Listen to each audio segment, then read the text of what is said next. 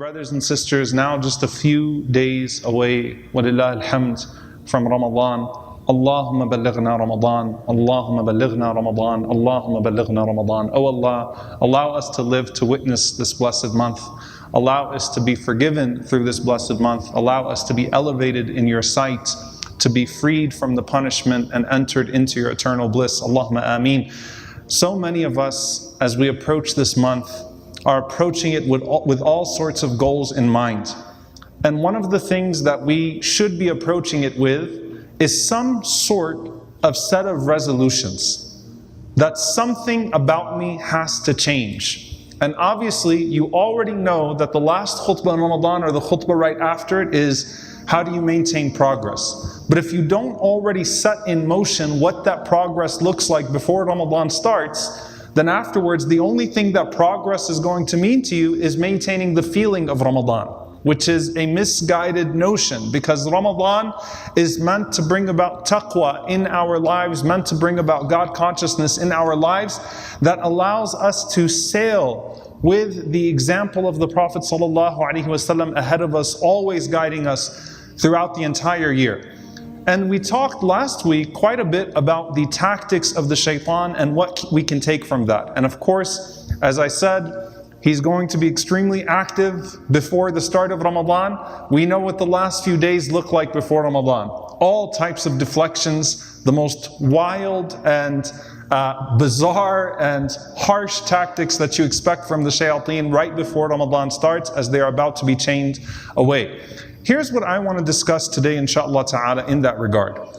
When we talk about the way the Shaytan comes to a person, many of us are familiar with the story of Barsisa, the monk. And I've spoken about this narration that comes from the books of Tafasir in various iterations of a monk from Bani Israel that was known to be a righteous man.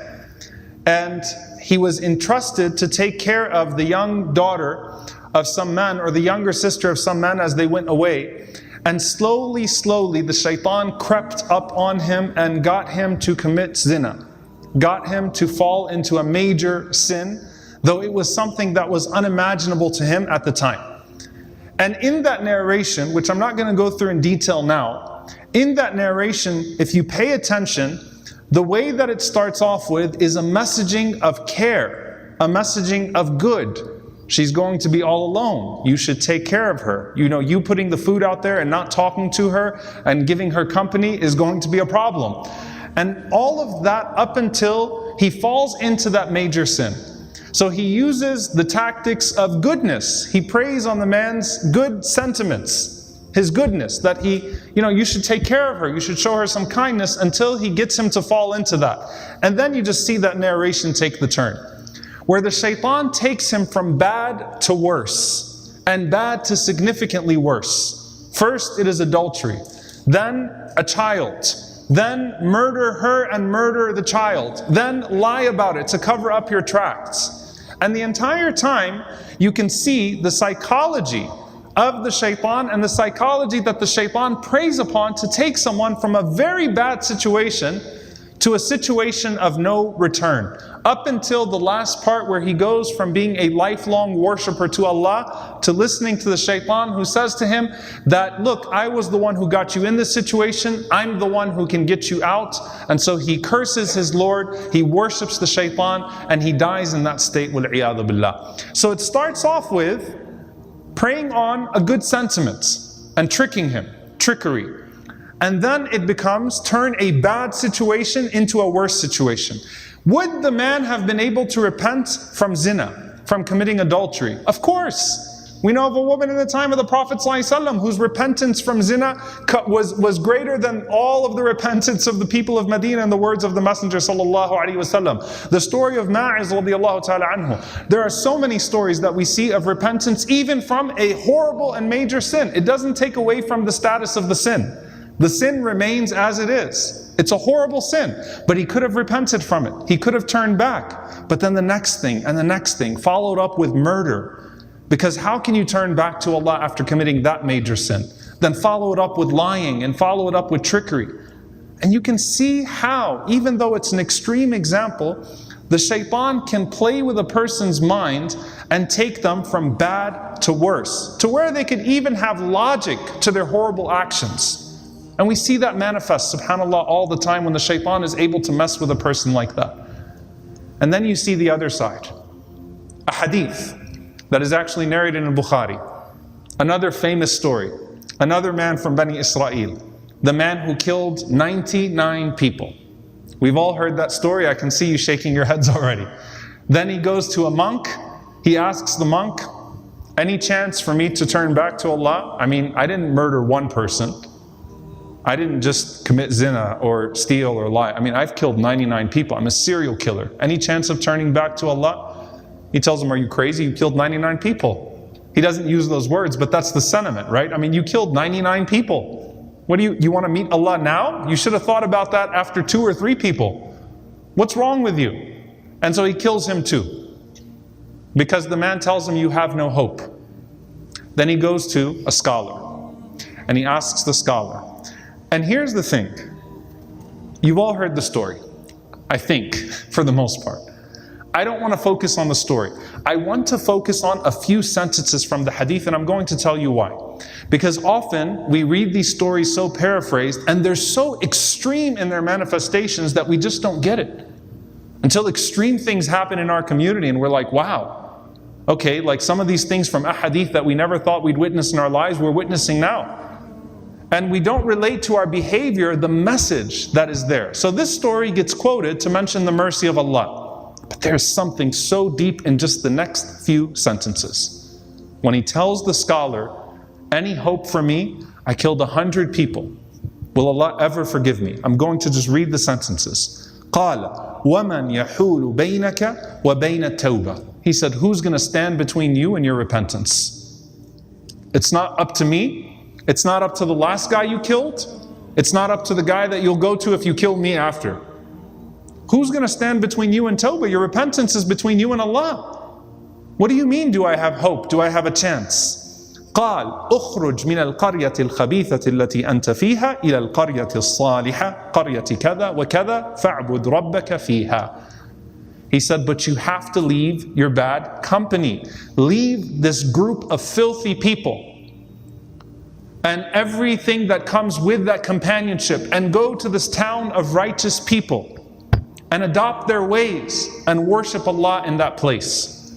Now again, an extreme example, right? I mean, what do we do here? Obviously hijrah is a thing, right? Migration for the sake of Allah is a thing. But can't we adopt that in our own lives to realize that, look, if you're trying to set new standards for yourself, but you plan on keeping the same company in Ramadan, after Ramadan, then it's very likely that the standards of that company, if they are lower than the standards set for you by Allah and His Messenger sallallahu alaihi wasallam, they're going to pull you right back down. So the man was smart, subhanAllah. He was wise. He made sure to say, as for the sincerity of your tawbah, no one is between you and your Lord. That's between you and Allah. But you really want to make it sincere and not just say astaghfirullah for killing 100 people, but stay in the same environment that led you to that until you kill 101 and say, oh my God, astaghfirullah. No, you got to leave this place. What do we take for that in our own lives? You have to abandon certain company, certain groups, certain people that hold you back and move on. So he goes. فخرج يريد القرية الصالحة فعرض له أجله في الطريق فاختصمت فيه ملائكة الرحمة وملائكة العذاب. Now the hadith says that he died on the way, and he was going there to do exactly what the man told him to do, and then the angels of mercy and the angels of wrath came to argue about him. His situation is truly perplexing. And guess who shows up in the hadith for the very first time? He was there all along, but his name shows up for the first time. قال Iblis. Now Shaytan speaks. The whole time he was operating in his head, operating in the background, pushing him towards certain things, right? Now he makes himself known. This is the first time Shaytan is mentioned in the narration. And what does he say? He says, no. أنا أولى به. He's mine. He's mine. إنه لم يعصني ساعة قط. He never disobeyed me for a single hour. I had him his whole life. He never disobeyed me For a single hour, not a moment of his life did he not disobey me. SubhanAllah, the whole time, this whole hadith, as we're going through it, Shaytan is not mentioned. But now, when it's time for him to receive either mercy or punishment, wait, that's my guy. I messed him up, and he never once disobeyed me for a single hour. قال فقالت ملائكة الرحمة إنه خرج تائبا. But then the angels of mercy said, but he went out seeking repentance. And of course we know that the end of this narration, Allah forgives the man. Allah says, measure the distance between him and the land he left and the land he was going to. And Allah subhanahu wa ta'ala shakes the land according to one narration so that he could actually be closer to the land he was going to, and Allah forgave him and showed mercy to him. This man could have easily gone from bad to worse. Barsisa killed one and then killed two, the baby as well. Barsisa killed two. This man killed 100. But the outcome is literally the exact opposite. This man ends up in the mercy and forgiveness of Allah. This man, Barsisa, ends up in the worst state, a murderer, an adulterer, a devil worshipper at the end of his life. SubhanAllah. What is it? It's that he went from bad to worse, whereas this man who killed 100 people was going from bad to better. And that's what Allah Azza wa Jal calls you to. قُلْ يَا عِبَادِيَ الَّذِينَ أَسْرَفُوا عَلَىٰ أَنفُسِهِمْ لَا تَقْنَطُوا مِنْ رَحْمَةِ اللَّهِ إِنَّ اللَّهَ يَغْفِرُ الذُّنُوبَ جَمِيعًا إِنَّهُ هُوَ الْغَفُورُ الرَّحِيمُ. Say, O my servants who have transgressed against themselves, do not despair from the mercy of Allah. Allah forgives all sins. Allah is most forgiving, most merciful. But then the second part, that's, by the way, this ayah is in the first part of the advice the scholar gave to this man. The second ayah, وَأَنِيبُوا إِلَىٰ رَبِّكُمْ وَأَسْلِمُوا لَهُ, turn back to your Lord and submit yourself to Him, is the second sentence. The second ayah matches the second sentence that came from the scholar's mouth to this man after he found himself in a hopeless situation. Shaytan traffics in despair, and Shaytan traffics in delusion. Despair, when he finds you there, he takes your situation from bad to worse if you continue to listen to him. Allah Azza wa Jal takes you from your deepest pits of despair and gives you a chance. But you have to develop the resolve, and you have to develop the roadmap, or rather follow the roadmap that's already set out there for you.